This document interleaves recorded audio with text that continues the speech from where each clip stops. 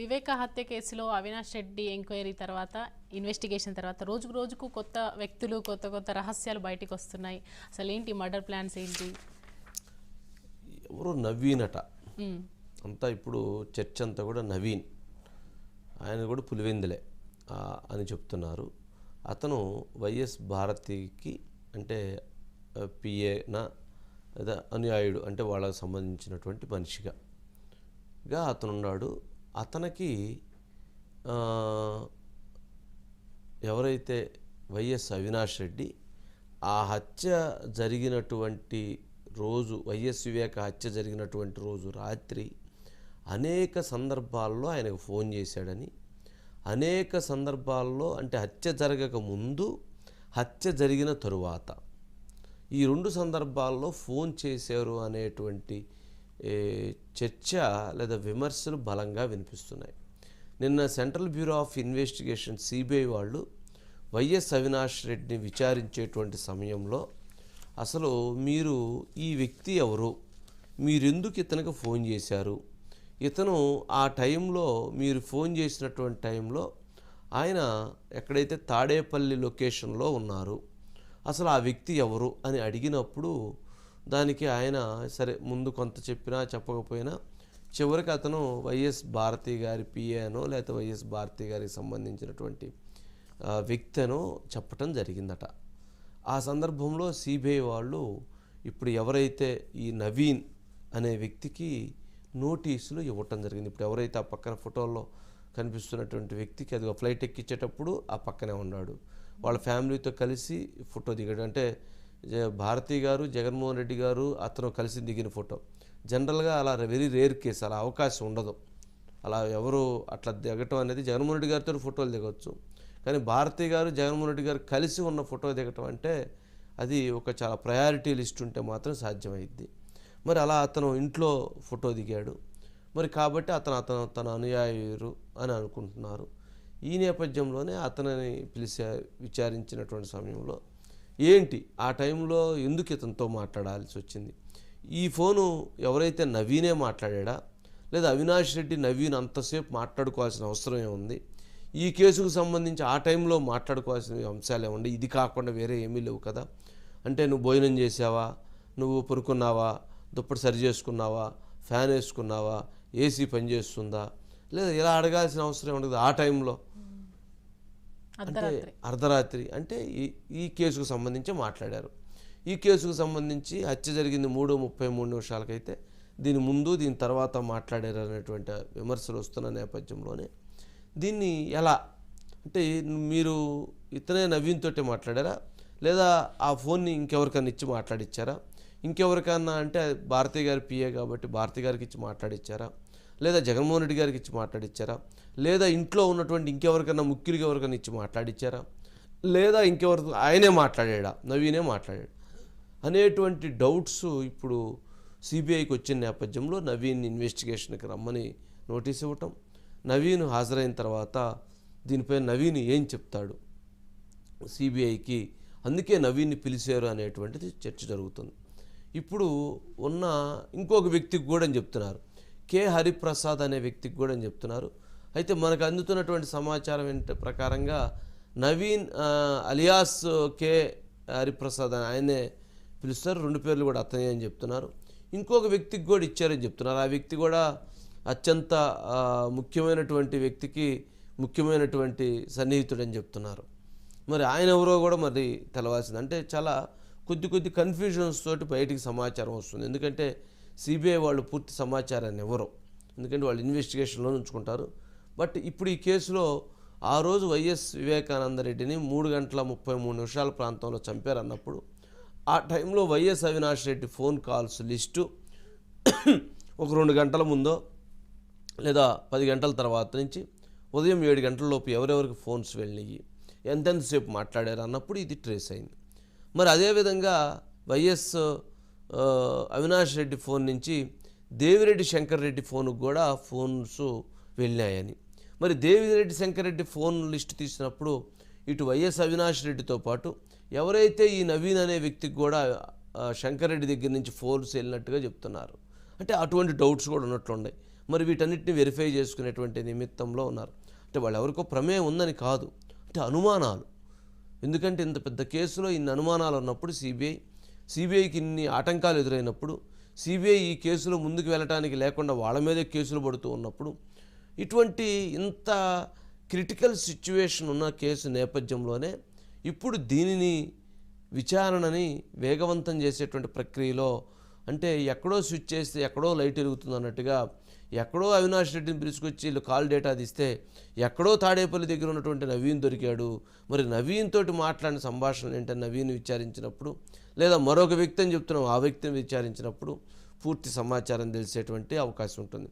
నవీన్ భారతి గారికి పిఏ అని మనం అంటున్నాము అనే దానికి ఎవరైతే వైవి సుబ్బారెడ్డి గారు కూడా ఈరోజు అత్యంత నమ్మకస్తుడు, ఆయన ఇంట్లో మనిషేను, కాకపోతే ఇవన్నీ కూడా నిరాధారణ ఆరోపణలు, ఆయన కాదు అని అంటున్నారు. ఆయన కాదేమో, అయ్యుండవు పోవచ్చేమో, కానీ ప్రస్తుతం అయితే అతను అనేటువంటిది. ఎందుకంటే ఈ కేసు జరుగుతున్న నేపథ్యంలో ఎవరో మన ఆఫీసులో పీసీఆర్లో పనిచేస్తున్న నవీన్ పిలవరు కదా, నవీన్ అని పేరు ఉన్నంత మాత్రాన. కాకపోతే అక్కడ వాళ్ళు చెప్తున్నటువంటి దాని ప్రకారంగా ఒకసారి సుబ్బారెడ్డి గారి బయట కూడా ప్లే చేయండి. నవీన్ అనే వ్యక్తి నువ్వే అన్నావు ఇందాక, ఏ సందర్భంగా అన్నావో తెలియదు, సీఎం కార్యాలయంలో పనిచేయట్లేదు, సీఎం గారి ఇంట్లో పనిచేస్తున్నాడు. ఇప్పుడు కాదు, ఆయన ప్రతిపక్ష నాయకుడిగా ఉన్న ముందు నుంచి కూడా దాదాపు 12 సంవత్సరాల నుంచో 15 సంవత్సరాల నుంచో నవీన్ అనే కుర్రోడు సీఎం గారి ఇంట్లో ఫోన్ చేస్తున్నాడు.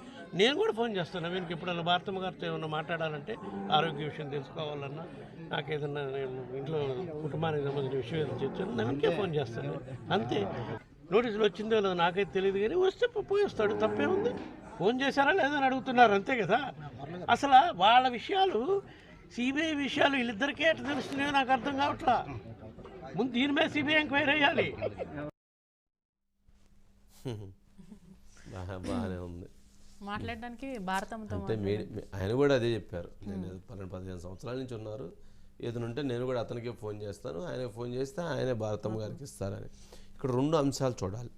ఒకటి, సంఘటన జరిగిన తర్వాత ఇన్ఫర్మేషన్ పాస్ చేయటం కోసం అవినాష్ రెడ్డి ఫోన్ చేశాడా, లేదా ఇన్ఫర్మేషన్ ఈ సంఘటన జరగకముందే ఫోన్ చేసి, లేదా ఇలా జరుగుతుంది, లేదా ఇలా జరగబోతుంది, లేదా ఇలా వాళ్ళు చేస్తున్నారు, లేదా ఇలా వాళ్ళు చేయబోతున్నారు, లేదా ఇలాంటిది ఏదైనా మాట్లాడారా. ఇక్కడ 2 డౌట్స్.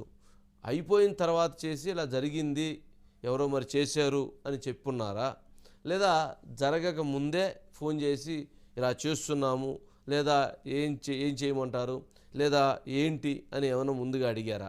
ఈ 2 క్లారిఫై కావాలి. అందుకని ఆయన ఫోన్ కాల్ డేటాలో ముందు ఉంది తర్వాత ఉందనే డౌట్స్ రైజ్ అవుతూ ఉన్నాయి. సరే, మీడియా అంటే దాన్ని జనరల్గా ఎప్పుడైనా మీడియా ఇన్వెస్టిగేషన్ చేయటం అలవాటు. మరి మిగిలిన పత్రికలు, వాళ్ళ పత్రికలో వచ్చేటువంటి వార్తలు కూడా ఎట్లాగే ఉంటాయి కదా, ఇన్వెస్టిగేషన్ చేస్తారు, లేదా ఇన్ఫర్మేషన్ తెలుసుకుంటారు. ఎవరో ఒకరి దగ్గర ఇన్ఫర్మేషన్ రాబట్టుకునేందుకు ప్రయత్నం చేస్తారు. ఒక ఆఫీసర్నో, లేకపోతే ఒక అటెండర్నో, లేకపోతే ఇంకొకరిని అడిగినప్పుడు ఇదిగో అడిగారండి అని చెప్పేటువంటి పరిస్థితి ఉంటుంది. మరి ఆ కోణంలోనే ఎవరికి వచ్చిన సోర్స్ ప్రకారంగా వాళ్ళు పంపిస్తారు. కాదు అంటే కాదు అని చెప్పొచ్చు. ఇప్పుడు అవినాష్ రెడ్డి 4:30 గంటల విచారణ జరిగింది. మరి 4:30 గంటల విచారణ తర్వాత అసలు నవీన్ని పిలిచేటువంటి పరిస్థితి ఎందుకు వచ్చింది? మరి అసలు వైఎస్ అవినాష్ రెడ్డి ఏం చెప్పారు? వైఎస్ అవినాష్ రెడ్డి ఈ సమస్య అంతా నాకెందుకు, ఇదంతా నాకు చుట్టుకుంటుంది, నాకేం తెలుసు, మొత్తం నవీన్ అనేవాడు చేసాడని చెప్పారా? నవీన్ అనే వ్యక్తి మీద ఆయన చెప్పాడా? ఆయన చెబితేనే కదా పిలుస్తుంది. మరి ఇదొక కోణం. ప్రతిదీ ఇందుట్లో కోణమే. ఏ అంశాన్నైనా సరే సిబిఐ విచారించేటువంటి అవకాశం ఉంటుంది. సిబిఐ ఎందుకు ఇన్వెస్టిగేషన్ చేయాలి అని అంటే, ఎవరైతే అసలైనటువంటి నిందితులని పట్టుకోవటం కోసం, అసలైనటువంటి నిందితులను పట్టుకోవటం కోసం విచారణ చేయటంలో ఎటువంటి తప్పు లేదు. విచారణకు అందరూ సహకరించాల్సిందే, పిలిస్తే రావాల్సిందే, పిలిస్తే వచ్చి వాళ్ళు అడిగింది చెప్పాల్సిందే. చెప్పకపోతే వాళ్ళు మరింత అనుమానాలకి కారణం అవుతుంది. మరి అలా పిలిచి అలా అడిగినప్పుడు చెప్పకపోతే వాళ్ళు ఈ కేసులో తన ప్రమేయం ఉన్నట్టుగా వాళ్ళు నిర్ధారిస్తారు. ఇప్పుడు నవీన్ తర్వాత ఎవరిని పిలుస్తారు అన్నది క్వశ్చన్ మార్కు. నవీన్ తర్వాత ఎవరిని పిలుస్తారు? నవీన్తో పిలిచి ఆగిపోతే పర్వాలా, నవీన్ నాకు సంబంధం లేదండి, నేను భారతి గారికి ఫోన్ ఇచ్చాను, భారతి గారు మాట్లాడారు అంటే సంఘటన జరిగిన తర్వాత ఇట్లా చెప్పారు, గుండెపోటనా లేకపోతే ఇంకోటనా చెప్పాము, లేదా ఈ తర్వాత ఇది జరిగిందని చెప్పారు అని అంటే, మరి అప్పుడు భారతి గారిని కూడా పిలవాల్సి వచ్చిద్దేమో. అంటే ఇప్పుడు కేసు అన్న తర్వాత కేసుగానే చూస్తారు. అక్కడ భారతి గారు ఉన్నారా, లేకపోతే సౌమ్య గారు ఉన్నారా, లేకపోతే వంశీ ఉన్నారా, లేకపోతే ఇంకోరు ఉన్నారా అనేది కాదు కదా. వాళ్ళు ఇన్వెస్టిగేషన్ పర్పస్లో పిలుస్తారు. అందుట్లో వాళ్ళకి అనుమానాలు కనుక మనం క్లారిటీగా ఇదిగో ఇది కాదు ఇలా జరిగిందని చెప్తే వాళ్ళ నమ్మితే మనం తప్పు లేదంటే పంపించేస్తారు. తప్పు ఉందని తెలిస్తే ఫర్దర్గా మళ్ళీ కేసులో మళ్ళీ ఇన్వెస్టిగేషన్ చేయడానికి వాళ్ళు అడుగులు వేస్తారు కదా. మరి ఏ కేసైనా అంతే. అందుకని మరి ఈ కేసులో ఏం జరుగుతుంది ఏం జరగబోతుంది అనేటువంటిది ఒకసారి Madhu. Good evening. Good evening Madhu. ఏంటి సార్, మొత్తానికి ఫోన్లు అయితే 2, కాల్స్ అయితే బోలెడు, ప్రశ్నలు మాత్రం వందలు సార్. ఎవరు ఏం చేశారు, ఎందుకు చేశారు, మర్డర్ కి ముందు ఫోన్లు వెళ్ళాయా, మర్డర్ జరిగేటప్పుడు వెళ్ళాయా, మర్డర్ జరిగాక వెళ్ళాయా, ఈ 3 అంశాల మీద కూడా ఒక క్లారిటీ రావాలి సార్. ఎందుకంటే ఇప్పుడు సిబిఐ అధికారులు కూడా పదే పదే విచారించినప్పుడు, కాల్ లిస్ట్ బయటికి తీసి అడిగినప్పుడు మీరు చేసినటువంటి ఫోన్ కాల్స్ ఏవైతే ఉన్నాయో ఎందుకని చేయాల్సి వచ్చింది అనే దాని మీదనే ఎక్కువగా ఫోకస్ పెట్టినట్టుగా తెలుస్తుంది. అయితే ప్రధానంగా కొన్ని విషయాలకు అవినాష్ మొదట ఫోన్ కాల్ లిస్ట్ కంటే ముందు కొన్ని ప్రశ్నలు అయితే అడిగారు సార్. ఆ అడిగినటువంటి ప్రశ్నలకు కొన్నిటికి మాత్రము సైలెంట్ గానే ఉండిపోయారు, కొన్నిటికి ఎటువంటి సమాధానం కూడా చెప్పలేదు. కానీ ఈ ఫోన్ కాల్ లిస్ట్ వచ్చేసరికి మాత్రం ఇంకా తప్పించుకునే సిచ్యువేషన్ అక్కడెక్కడ కూడా కనిపించలేదు. ఇక జరిగిన మొత్తం అంతా కూడా అసలు ఎందుకు ఫోన్ చేయాల్సి వచ్చింది, ఈ నవీన్ అనేటటువంటి వ్యక్తి ఎవరు, ఆ నవీన్ అనే వ్యక్తి ఫోన్ ద్వారా ఎవరితో మాట్లాడింది, జగన్ తో కావచ్చు, భారతితో కావచ్చు. సో నవీన్ అనే వ్యక్తితో ఫోన్ ద్వారా భారతితో మాట్లాడినప్పటికీ కూడా జగన్ తో మాట్లాడినటువంటి ఫోన్ నెంబర్ వేరు, అది కూడా వేరు. సో 2 ఫోన్లు ఏవైతే ఉన్నాయో ఆ ఫోన్లకు ఇతని దగ్గర నుంచి, అవినాష్ దగ్గర నుంచి వెళ్ళినటువంటి, ఇక్కడ ఇంకో పాయింట్ కూడా ఏంటంటే సార్, అవినాష్ కూడా తన ఫోన్ నుంచి ఫోన్ చేయకుండా వేరే ఫోన్ నెంబర్ల నుంచి కూడా ఆ నెంబర్లకు ఫోన్ చేశారు ఆ రోజు మాత్రం. సో అది కూడా సిబిఐ అధికారులు ఐడెంటిఫై చేశారు. సో ఈ నేపథ్యంలోనే వీళ్ళిద్దరికీ కూడా, నవీన్ తో పాటు మరొకరికి కూడా నోటీసులు అయితే సిబిఐ అధికారులు ఇచ్చారు. ఈ వారంలోనే వాళ్ళు కూడా సిబిఐ అధికారుల ముందుకు రాబోతున్నారు సార్. ఖచ్చితంగా ఒక డొంక, ఒక తీగ అయితే తగిలిందని చెప్పాలి. వివేక హత్య కేసుకు సంబంధించినటువంటి కేసులో పురోగతి అయితే కనబడుతుంది సార్, చాలా స్పష్టంగా కనబడుతుంది. సిబిఐ ఇస్తున్నటువంటి ఈ నోటీసులు ఏవైతే ఉన్నాయి, ఈ నోటీసులలో నెక్స్ట్ ఎక్కడి వరకు వెళ్ళబోతోంది, ఆ నెక్స్ట్ అనేది డెఫినెట్ గా చాలా ఇంట్రెస్టింగ్ గా మారిందని చెప్పాలి. రైట్. అంటే పులివెందుల్లో మాత్రం సరే మధు, ఓకే, మొత్తానికి ఇక్కడ ఆ ఫోన్లు ఇప్పుడు 4-5 ఫోన్లు చూస్తారు కదా. అవినాష్ రెడ్డి గారు ఫోన్ చూస్తారు, భాస్కర్ రెడ్డి గారు ఫోన్ చూస్తారు, అవినాష్ రెడ్డి పిఏ ఫోన్ చూస్తారు, దేవిరెడ్డి శంకర్ రెడ్డి ఫోన్ చూస్తారు. వీళ్ళ 4-5 కాల్స్ నుంచి ఆ రోజు పులివెందుల్లో ఆ ఇంటి సమీపంలో ఉన్న ఫోన్లు ఎక్కడెక్కడికి అవి కాల్స్ వెళ్ళాయి, ఆ కాల్స్ వెళ్ళినటువంటి ఫోన్స్ ఎక్కడ ఆ లొకేషన్స్ ఉన్నాయి, ఆ చూసినప్పుడు ఎవరితో మాట్లాడారో అర్థమైపోయిద్ది. అర్థమైనప్పుడు, ఎందుకంటే సిబిఐ యొక్క దర్యాప్తు అలాగే ఉంటుంది కదా, అర్థమైనప్పుడు దాంట్లో ఎందుకు మాట్లాడారు, రాత్రిపూట 3:33 ఎవరినైనా చంపేటప్పుడు 12 గంటలప్పుడు 1 గంటప్పుడు ఫోన్ చేసి ఒకరిద్దరితోటి ఏం మాట్లాడుకుంటారు, భోజనం చేశారా, లేదా పప్పు వండారా, లేదా కూర వండారా, లేదా అన్నం వండారా అని మాట్లాడుకుంటారా? కాదు కదా. లేదా చేనుకు ముందు కొట్టారా, నీళ్లు వచ్చారా, నీళ్లు పెట్టారా మాట్లాడరు కదా. ఆ టైం మాట్లాడేటువంటిది అది ఇంపార్టెంట్ సబ్జెక్ట్ అయితే, హెల్త్ బాగాలేకపోతే మాట్లాడతారు, లేదా ఇట్లాంటిది ఏదో ఉండిద్ది. లేదంటే ఇట్లాంటి సీరియస్ ఇష్యూలో ఒక వ్యక్తి ఇంకో వ్యక్తితో ఇట్లాంటి సబ్జెక్టులు మాట్లాడారు అన్నప్పుడు అనుమానాలకు రావడానికి కారణం అవుతుంది. మరి అనుమానాలు చిన్న వ్యక్తులతో కాదు కదా సార్, మాట్లాడింది పెద్ద వ్యక్తులతో. అదే అంటే అది ఇప్పుడు అతను చెప్పాలి, ఎవరు నవీన్, ఏమండి నాతోటి కాదు మాట్లాడిందని చెప్తే, మరి ఎవరితో మాట్లాడిచ్చే ఫలానా, అది డిస్కషన్ జరగాలి. అంటే ఎక్కడో నువ్వు అన్నట్లుగా నిన్న అవినాష్ రెడ్డి లోపలికి వెళ్ళినప్పుడు ఉన్నటువంటి ఉత్సాహం అది బయటకు వచ్చినప్పుడు ఆయన ఫేస్లో ఎక్కడో బెణుకు కనిపించింది అన్నావు. బెణుకు అంటే ఆ బెణుకు, ఇప్పుడు ఆ బెణుకు ఏంటనేది నవీన్ రూపంలో కనపడుతుంది. మరి అది చూద్దాము మధు. ఇక అట్లాగే శ్రీనాథ్ కడప నుంచి ఉన్నట్టున్నాడు. కానీ సౌమ్య, ఇప్పుడు ఈ కేసు ఇక్కడితోటి ఆగదు. ఇది ఎట్లా ఉందంటే ఎక్కడో మొదలైంది. అసలు ముందు ఎవరన్నారు, ఆ ఎర్రగంగిరెడ్డి శంకరెడ్డి దగ్గర ఆగిపోయింది. తర్వాత అవినాష్ రెడ్డి గారి పేరు అనుమానాలు వచ్చి మరి ఆయన పిలిచారు. మరి ఇప్పుడు ఎక్కడో తాడేపల్లిలో ఉన్నటువంటి నవీన్ పిలుస్తున్నారు. తర్వాత మళ్ళీ ఇంకెవరిని పిలుస్తారో తెలియదు.